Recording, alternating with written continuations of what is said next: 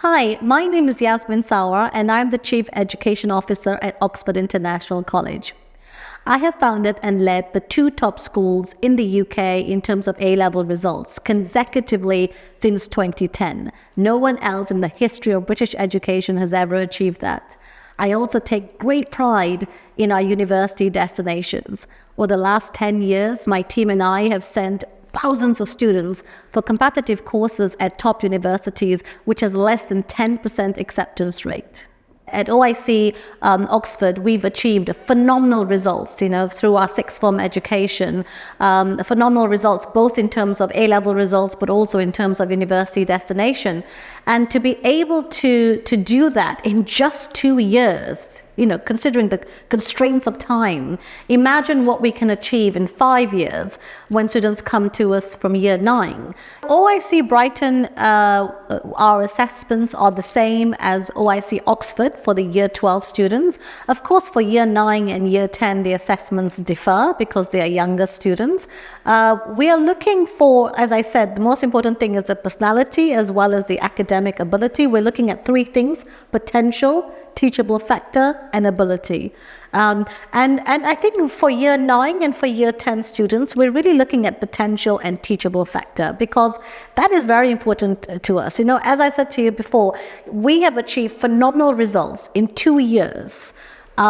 Consider what we can achieve in 5 years. If we're given 5 years to achieve those phenomenal results, not only we can focus on the academics and the career planning, but we can really enrich the students' education, and ensure that they can have both. These things don't have to be mutually exclusive. You can be an all-rounded student. You can be somebody who's really enriched your mind and go to top universities. They do not have to be mutually exclusive. So this is why starting earlier, starting when they're younger, means we have that time to be able to stretch them, able to provide them that strategy. Students will have more work experience opportunities. They will have more wider reading opportunities. They will have more opportunities for competitions and projects. All these things that we do at supercurricular at sixth form, they will have more of that if they start earlier.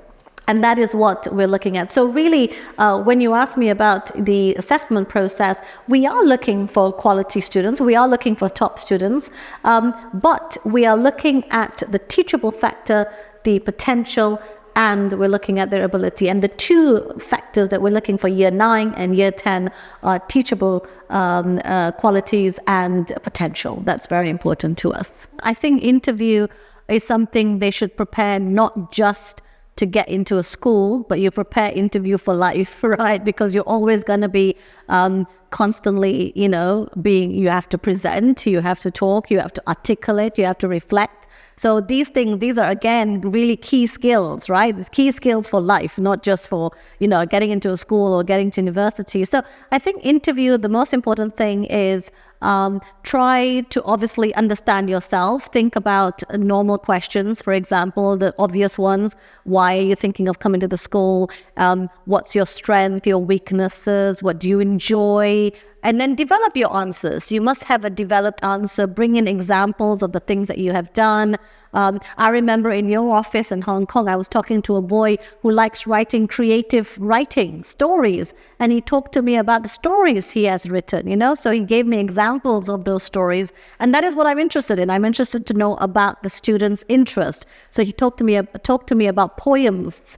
He likes poetry. And I was like, wow, this is very interesting. So tell me about books that you have read, if you say you have an interest in something, I would expect you to have read about it or gone on the YouTube or watch documentaries or, I would expect you to read about it because you say you have an interest. So it's kind of understanding your own interest. What are you interested in? And can you tell me more about your interest? That will be the first thing. The second thing is I can ask you some random questions and abstract questions. For example, I could be asking you, so if you would like to invite 3 people, dead or alive, to a dinner party, who would you invite and why?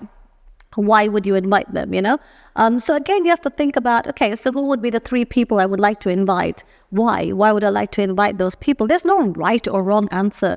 It's just more about developing your answers, understanding, how you would articulate that. So those could be abstract questions. Sometimes the questions could also be more specific to your subject. So if you say to me, I have an interest in chemistry, so I might say, okay, so tell me a little bit about the atom. Tell me about, protons and neutrons, for example, because, if you say you have an interest in chemistry, then, so it's really down to what you say as an interest, and I want to know more about your interest. So if you are interested in something, read is very important. Reading, what I've been finding is a lot of children don't read enough. So they need to read. They must read, especially international students. It's very important that they read. It's very, very crucial. Continue reading. And, it's like having the video games, where you go on different levels. Reading is the same. You need to keep reading, increasing your level and sort of read more, really. That I think is very important. So that I would say, number 1, the first tip is reading.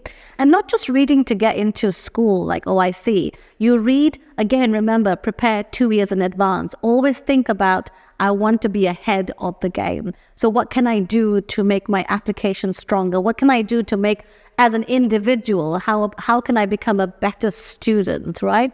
So the best way is reading. That's the first thing. And the second thing could be watching. So it could be watching, TED Talks. It could be listening to podcasts. There's so many facilities nowadays for online classes, online courses, free courses, to podcasts, to webinars, and so on. So watch those. And the third thing I would say is perhaps take part in work experience, internships, where it opens your mind to those different things. So you can talk about it in your interview as well. So I'm not only giving you tips for interview for OIC, but I'm just sort of giving you a taste of to prepare for interviews in general. Moving forward, they'll be applied to universities. They may have an interview. So how do you prepare for those? So it's reading, it's a work experience. It's watching podcasts, documentaries, listening to podcasts, watching documentaries, TED Talks, and so on. So elements of all these things, I would say, would help them with their interview. But reading is the most important thing. I would say start with reading.